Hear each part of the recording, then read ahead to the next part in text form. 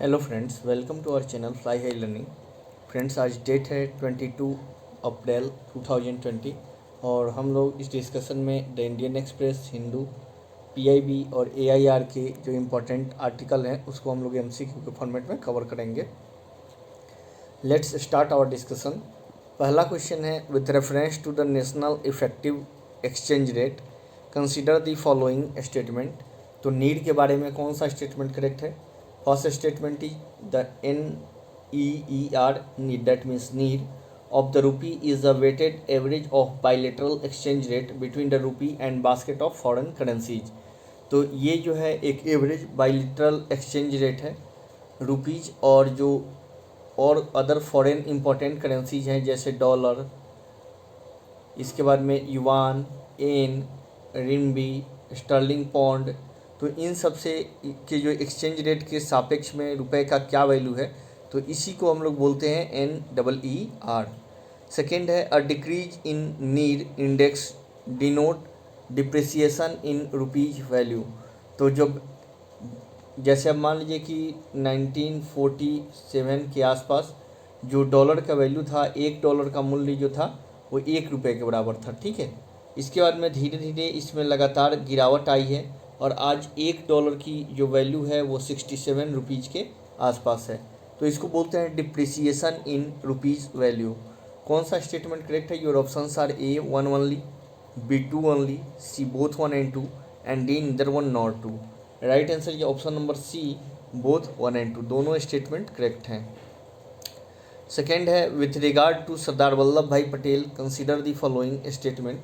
तो सरदार वल्लभ भाई पटेल के बारे में कौन सा स्टेटमेंट करेक्ट है? फर्स्ट स्टेटमेंट है, the Bardoli campaign of 1928 earned him the title of Sardar.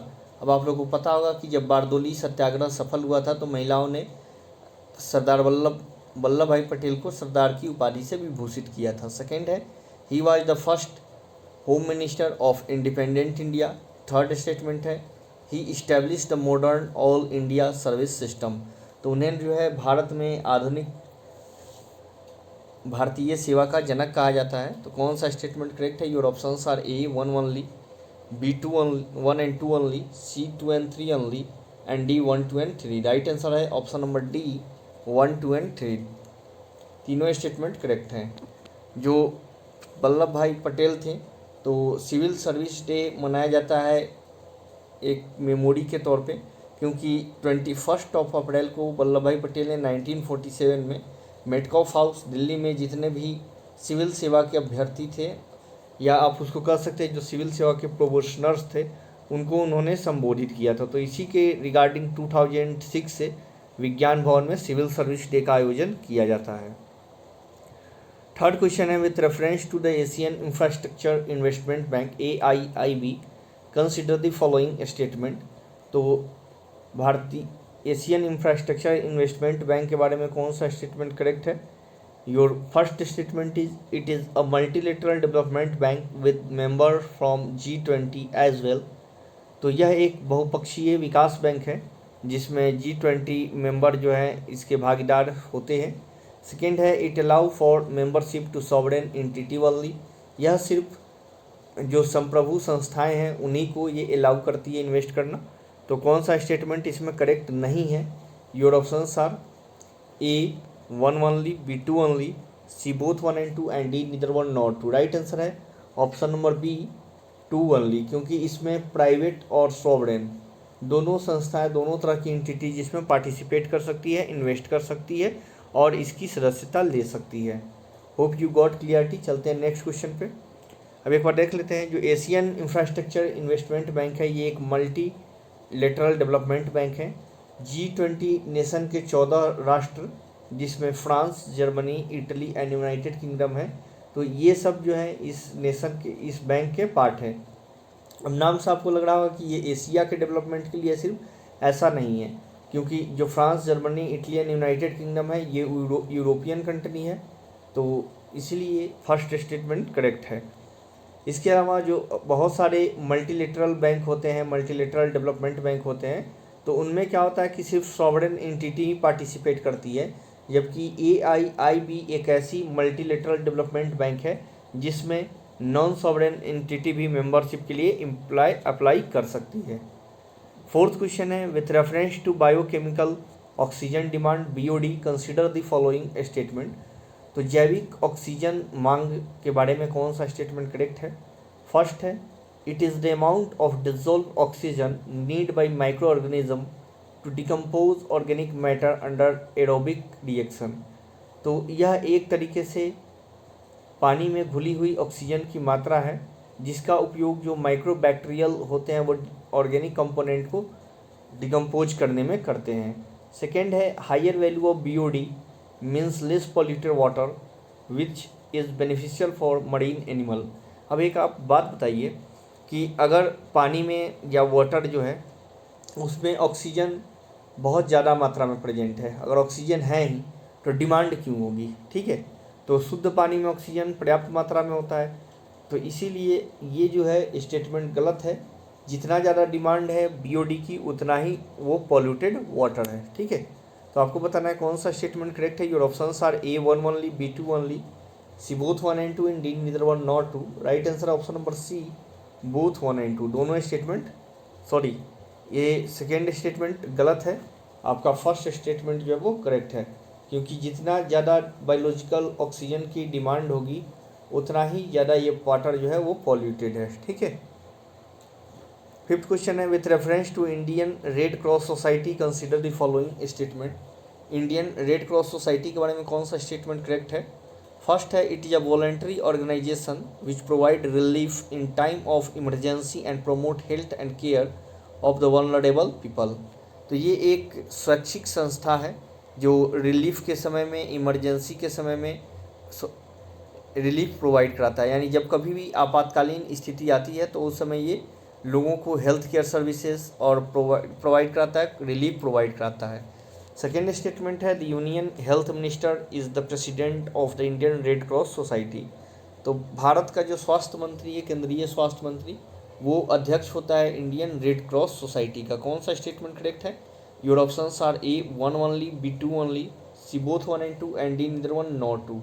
Right answer है ऑप्शन नंबर A 1 only। पहला स्टेटमेंट करेक्ट है, सेकेंड स्टेटमेंट गलत है, क्योंकि जो प्रेसिडेंट होते हैं, president red Cross society, Indian Red Cross Society के प्रेसिडेंट होते हैं। ठीक है, और जो यूनियन हेल्थ मिनिस्टर होते हैं वे चेयरमैन होते हैं सोसाइटी के, तो इसको याद रखिएगा। ठीक है, सिक्स क्वेश्चन है, with reference to disinfection consider the following statement. तो डिसइंफेक्शन के बारे में कौन सा स्टेटमेंट करेक्ट है? फर्स्ट है, डिसइंफेक्शन फॉर द SARS-CoV-2 यानी कोविड-19 वायरस 2 usually done using a solution of sodium hypochlorite commonly known as bleach। it is harsh chemical। तो अभी हाल फिलहाल में कोविड-19 के बारे में सरकार ने निर्णय लिया है कि लोगों को सैनिटाइज किया जाएगा कहीं ऑफिस वगैरह में सोडियम हाइपोक्लोराइट से। सेकेंड है, the sodium solution of sodium hypochlorite is unstable and quickly break down to release chlorine.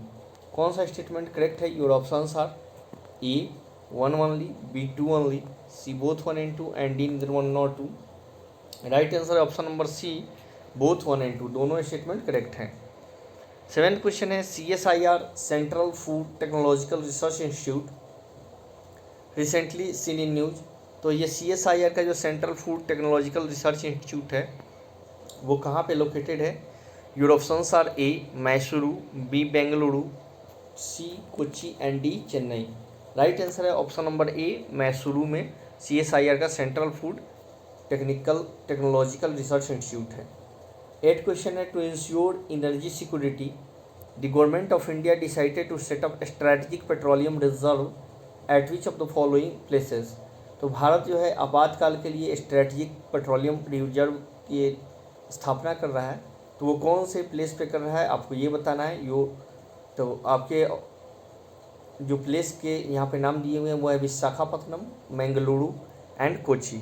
अब आपको बताना है कि कौन कौन सी जगह पर इसको इस्टेब्लिश किया जा रहा है। Your options are A 1 only, B 1 and 2 only, C 2 and 3 only and D 1 2 and 3।